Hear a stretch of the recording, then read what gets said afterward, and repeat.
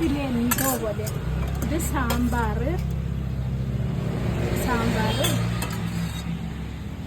ഇത് മോര്. സാമ്പാറിൽ മോരൊഴിച്ച് കൂട്ടാൻ ഭയങ്കര ടേസ്റ്റാട്ടോ. ഇത് മുരിങ്ങേൻ്റെ ഉള്ളിലത്തെ, മുരിങ്ങക്കോലിൻ്റെ ഉള്ളിലത്തെ ചോരണ്ടിയിട്ട് തോരനും ഒരു മാങ്ങാ ചമ്മന്തിയും. ഇത് ബീഫ് ഒലത്തിയത്.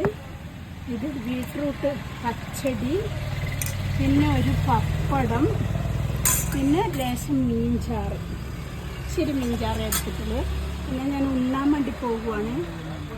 സാമ്പാർ മോര് ഒരു പ്രത്യേക.